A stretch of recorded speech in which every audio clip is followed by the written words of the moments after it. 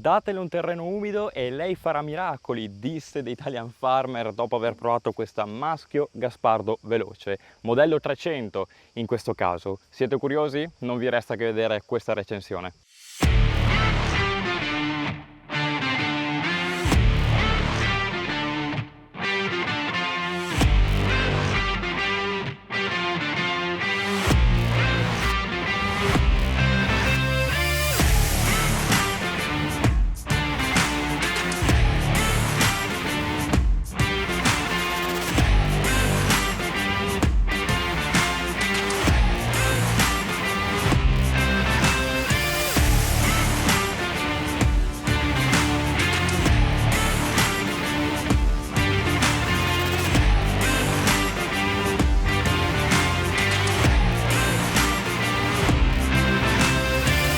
Lo so, siete lì che volete vedere l'azione, le prove in campo, i dischi che rimescolano il residuo culturale a più non posso, ma vi accontento subito, calmi. Infatti in descrizione e in alto a destra trovate due video, uno in cui la utilizzo io in prima persona con un New Holland T5 Smart Trax, il secondo invece è sul canale di Agronord. Lì potrete vedere dall'esterno delle fantastiche riprese di come lavora questa dischiera. Inoltre ci sono delle riprese aeree in cui si vede alla perfezione come questa dischiera muove e lavora il terreno, quindi buona visione. Ma se rimanete qua potrete sentire tutte le caratteristiche tecniche e i miei pareri su questa dischiera. Partiamo dalle caratteristiche di questa Veloce. Qui a fianco a me c'è in specifico il modello 300 fisso. Infatti Maschio Gaspardo produce Veloce fissa e pieghevole. La fissa va da un minimo di 2 metri fino ad arrivare a 4 metri di larghezza e di ingombro, e poi c'è la pieghevole che va da 4 metri a 6 metri.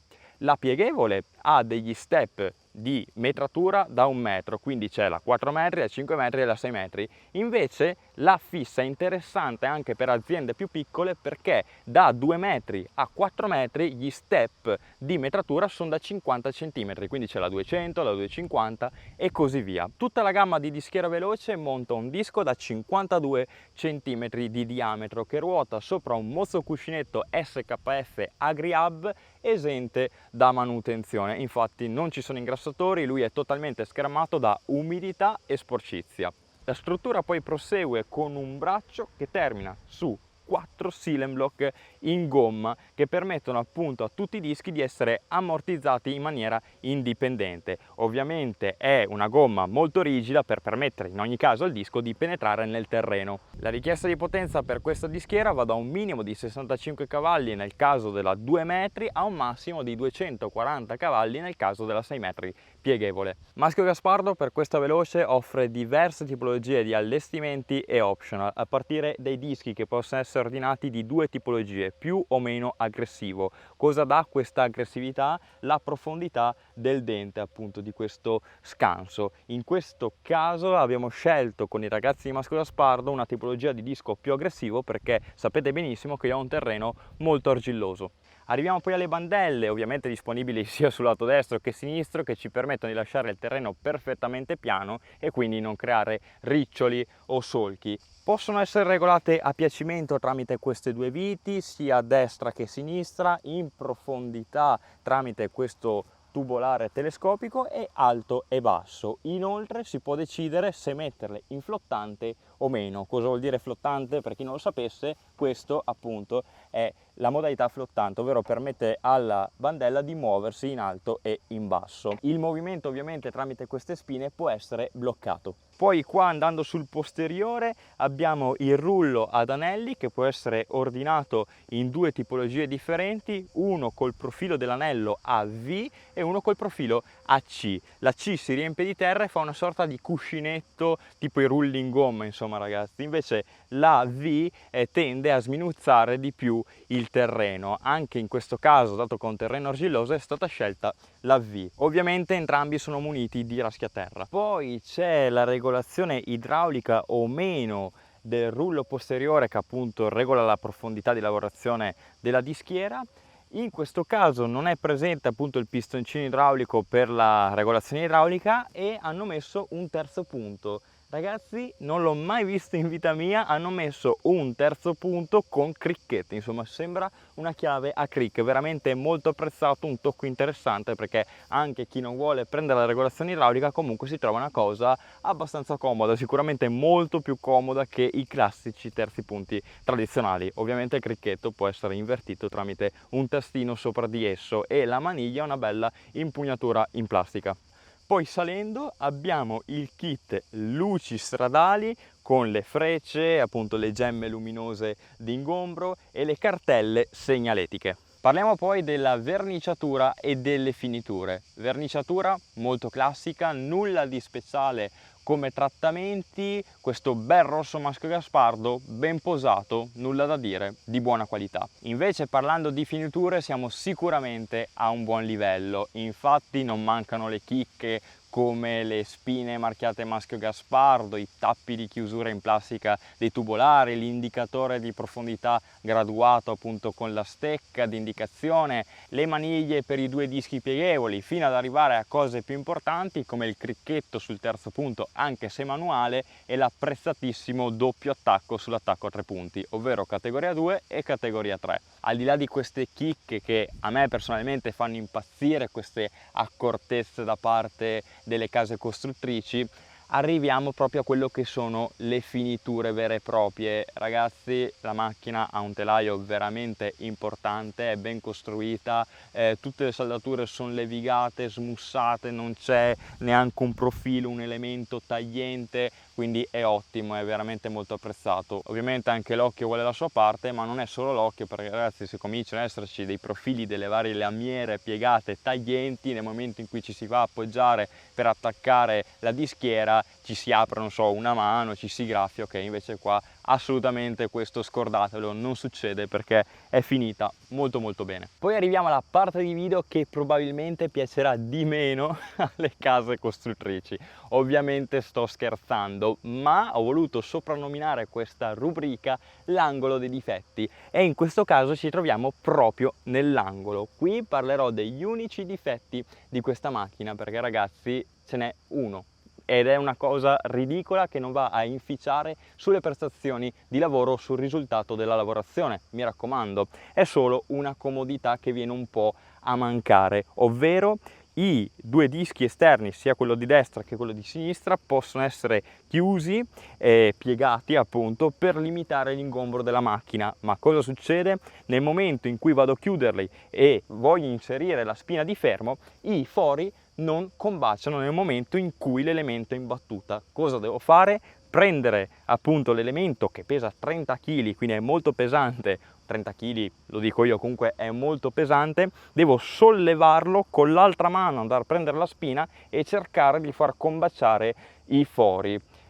Problema non sussiste se, come nel mio caso, la tengo sempre aperta, ma per chi andrà a utilizzare questa funzione spesso si trova, insomma, magari dopo una giornata di lavoro, dover scendere dal trattore, prendere la spina, star qua a faticare per centrare i fori. Perché succede questo? Perché quando va in battuta si chiude più del dovuto e quindi i fori non combaciano.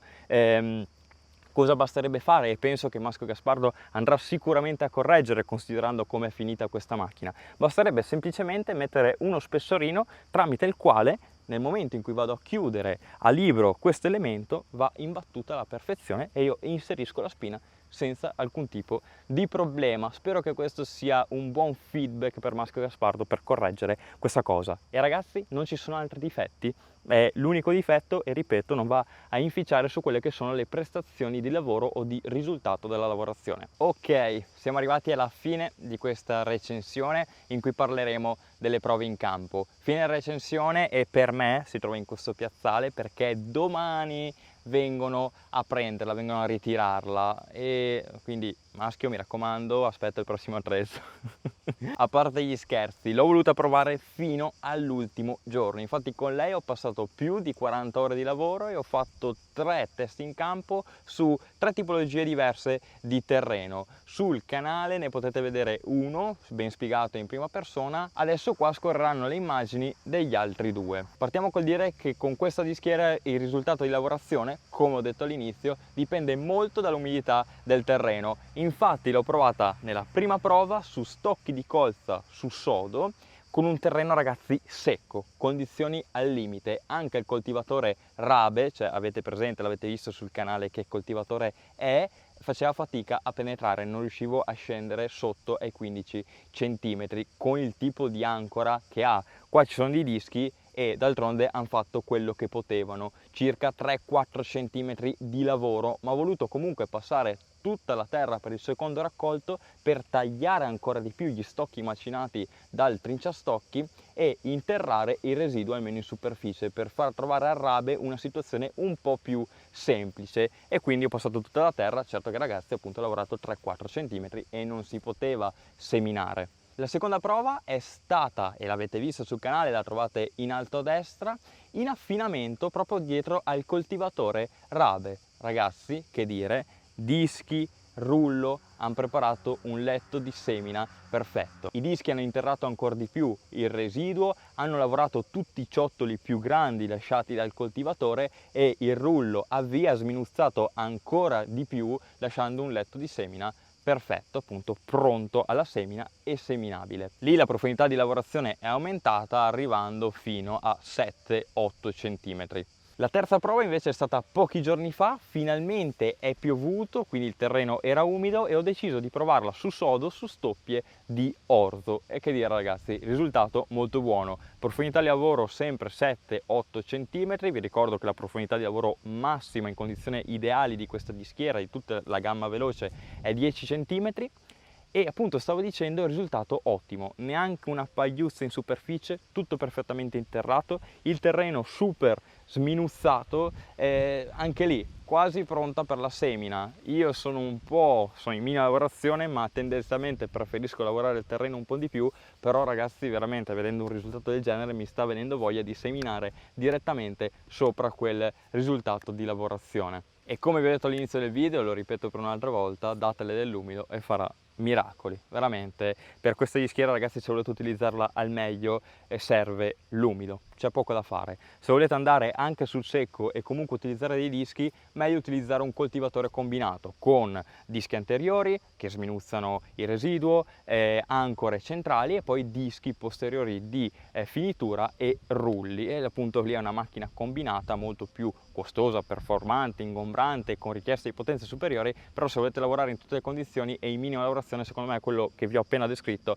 è l'attrezzo ideale. Ci tengo a dire, dopo averla provata per più di 40 ore in situazioni più disparate, quindi dal sodo secco al sodo umido e al terreno semilavorato, che in ogni condizione rullo, terzo punto, bandelle vanno regolate alla perfezione per ottenere un buon risultato. Non è che si possa dire sì, vabbè, l'attrezzo è così, amen. No, per ottenere un buon risultato di lavorazione e una buona finitura serve una regolazione dell'attrezzo costante, da quel che ho potuto vedere, perché per esempio se le bandelle sono regolate nel momento in cui l'attrezzo lavora un po' meno perché c'è molto secco, dopo si va nell'umido, si affondano di più, le bandelle strisciano per terra, lasciano dei segni. Quindi insomma va regolata per ogni situazione, mi raccomando, è molto importante. Ovvio che se decidete poi di passare un altro attrezzo dopo di lei è inutile star lì a fare regolazioni molto minuziose, però se invece volete utilizzare solo lei in condizioni ideali, il consiglio spassionato è quello di regolare il terzo punto, il rullo, la profondità, qualsiasi cosa in maniera perfetta. Nel mio caso sono venuti i ragazzi di Maschio Gaspardo a fare la messa in campo, a regolarla alla perfezione per le condizioni in cui ero nel momento in cui abbiamo fatto la messa in campo. Vi ho detto, le situazioni poi in cui l'ho provata sono cambiate totalmente e quindi mi sono divertito io a giocare con tutte le regolazioni, ottenendo sempre buoni risultati. E niente, ragazzi, questa recensione si può chiudere qua. Spero vivamente vi sia piaciuta. Io vi invito a seguirmi su Instagram per rimanere sempre aggiornati su tutti gli attrezzi che mi arriveranno e i video in uscita, e ad iscrivervi ovviamente al canale per gli stessi motivi. Detto questo, non chiudete il video perché adesso ci sarà la pagella con tutti i voti in base alle categorie e ovviamente, ragazzi, fatemi sapere con un commento o con un mi piace se il video vi è piaciuto, se ci sono delle cose che migliorereste, complimenti, critiche, eccetera. Dai, ragazzi, noi ci vediamo nella prossima recensione.